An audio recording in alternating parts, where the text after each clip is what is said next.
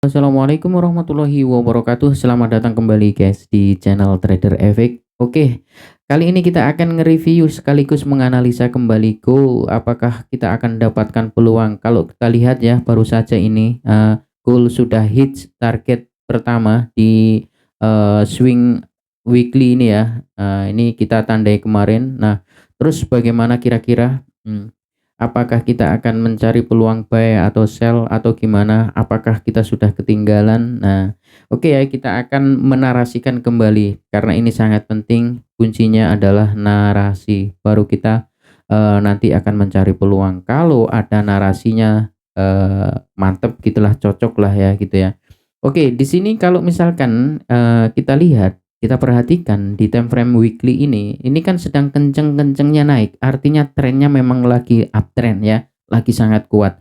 Nah, kalau seperti ini, apa yang harus kita perhatikan? Tentu targetnya dia itu mau kemana, gitu kan. Jadi langkah pertama seperti biasa kita akan mencari target. Yang pertama kita mempunyai hidden ya, hidden supply di sini kita tandai di 36,56, oke. Maka kalau ada posisi buy, realistisnya terdekat adalah secara weekly ya, di situ itu targetnya di 36,56, oke. Nah, kemudian di atas ada liquidity juga nih di sini, oke, terus sampai di sini maksimalnya di all time high, oke. Nah, ini secara weekly. Sekarang kan kita sudah tahu dia trennya naik. Narasinya kan gitu, trennya naik. Kita sudah tahu nih target terdekatnya di 36,56. Taruhlah seperti itu ya. Terus bagaimana kita bisa mengikuti? Oke, bagaimana cara kita bisa mengikuti? Nah, tentu kita akan mencari apa namanya? Ini tempat dia untuk berpijak ke sana, bisa ke sana. Artinya gini loh, maksud saya, kita kan tahu dia geraknya naik dan targetnya di sini misalkan. Nah, kita kan perlu mikirin bagaimana cara dia bisa sampai ke sini. Apakah dengan cara langsung, ya kan, langsung, atau dia balik dulu ke bawah baru naik. Nah, kan selalu seperti itu. Nah, karena kita sebagai trader retail, tentunya kita akan berusaha mencari, kalau buy tentu akan mencari harga paling rendah, mencari harga terbaiknya di mana. Kalau sell mencari harga tertinggi. Tentu kan kita nggak akan nih sekonyong-konyong ngikut, oh langsung buy biar langsung ke 36,56, kan enggak. Tentu kita akan memperhatikan, kita berharap dia turun dulu baru kemudian naik. Nah, kalaulah dia turun, tentu akan mencari sesuatu di bawah. Di manakah itu? Nah, kalau kita perhatikan dia naik saat ini sudah menciptakan hidden demand di sini dan ada resisten di sini yang di-break, di sini juga di-break, artinya ada di sini, ya kan? Ini secara weekly ya di sini. Nah, cuman kan aduh kalau seperti ini rasanya agak susah ya. Iya kalau nanti di situ benar-benar dijadikan pijakan, kalau nanti malah ndelosor ke bawah gimana? Nah, makanya kita perlu namanya top down analysis gitu guys. Oke, sekarang kita turun ke time frame daily. Di daily apa yang bisa kita lihat? Di daily, aduh, ntar di daily eh bisa kita tandai di sini kita juga mempunyai resisten yang sudah di-break, oke, di sini. Kelihatannya kalau di daily kita masih sama, bingung juga ya, nggak ada sesuatu yang bagus sebagai penunjang untuk alat pijakan. Yang jelas kan gini, kita ini mempunyai satu pijakan yang sudah digunakan di sini. Ini kan ada fair value gap yang di ambil kemudian harga loncat ya kan gitu. Nah, oke, berarti secara daily dan weekly kita belum mempunyai pijakan. Hanya kita mendapatkan informasi bahwa trennya sedang naik dengan target setidaknya di 36,56 seperti itu. Nah, kalau gitu ini kita hapus aja ya. Kita hapus biar nggak nyumpek-nyumpeki.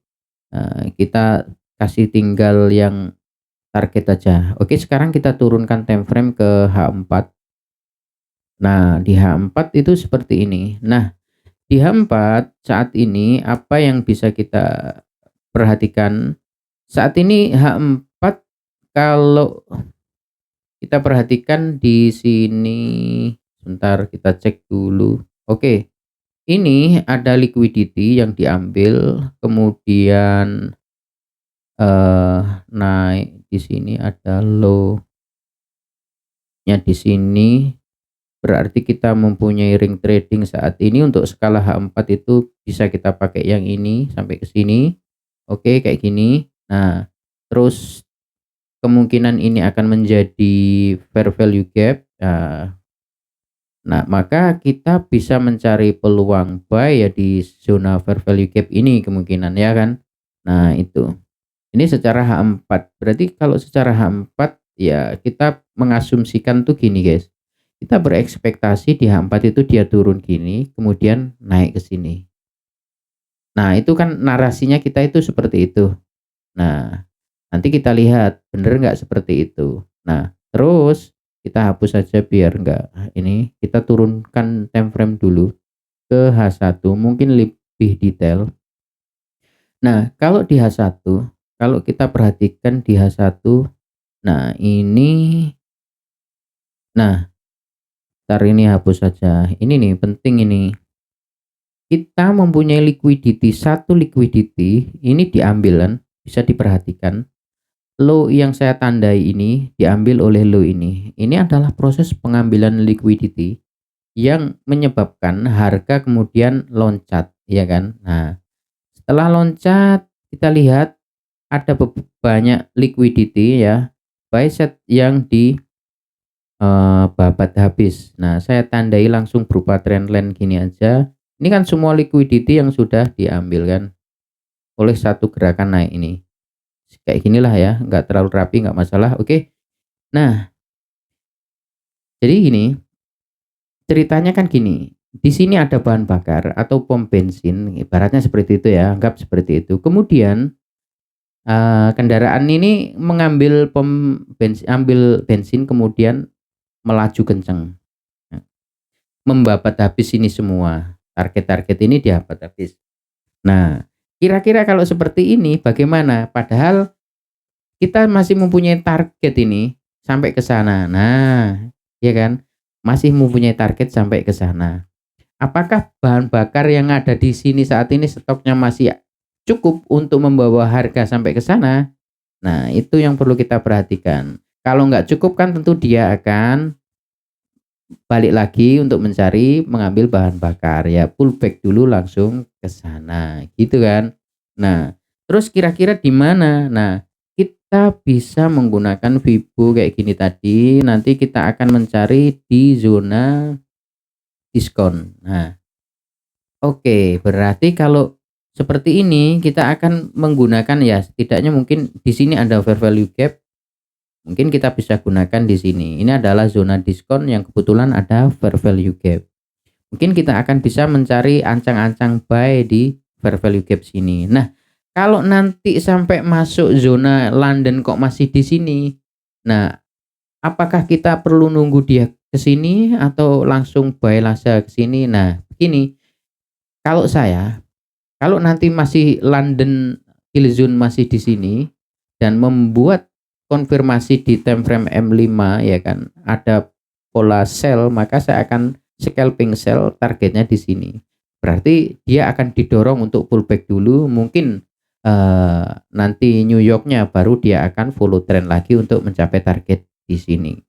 Tapi nanti kalau tahu-tahu ada gerakan turun sampai ke sini dan London sudah ada di sini ya kita akan tunggu ada konfirmasi untuk cari buy di sini, target di sini.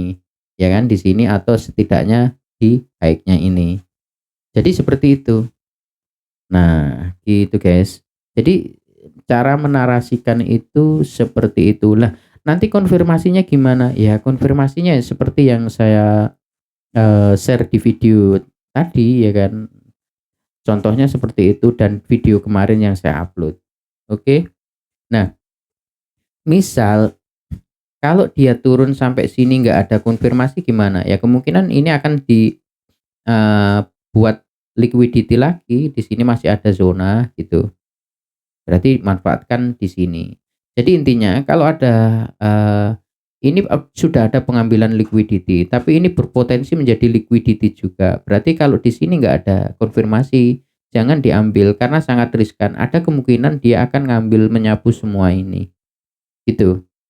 Tapi kalau misalkan di sini ada konfirmasi, ya nggak apa-apa, kita ambil. Nanti SL di sini gitu, di bawah konfirmasi gitu. Nah, tapi kalau misalkan nanti sampai London nanti masih di sini dan ada peluang sell, kita scalping sell, target di sini gitu. Sampai ke zona diskon gitu, guys. Oke. Saya rasa gampang ya, itu cara menarasikan kalau kita sudah tahu narasinya. Maksud saya tuh gini, kalau kita sudah tahu narasinya, berarti nanti misal ya, kita dapat peluang sell nih di sini. Target ya di sini, SL di atasnya sini, jangan jauh-jauh karena ada kemungkinan dia akan bablas ke atas. Artinya nanti kalau dia bablas ke atas kita sudah kena Excel cukup nggak terlalu banyak. Nah, gitu. Kalau nanti misalkan dia turun ke sini terus ada konfirmasi ya udah kita buy. Jangan ditahan-tahan sampai ke bawah ke bawah. Iya, kalau ini nanti mampu menahan harga, kalau enggak ya bonyok kan gitu. Mending kita benar-benar tahu resiko, tahu target gitu. Itulah fungsinya narasi. Narasi itu nggak hanya sekedar kita, menggambarkan, oh harga itu mau naik ke sini. Oh, dia akan balik dulu ke sini baru ke sini, nggak hanya seperti itu.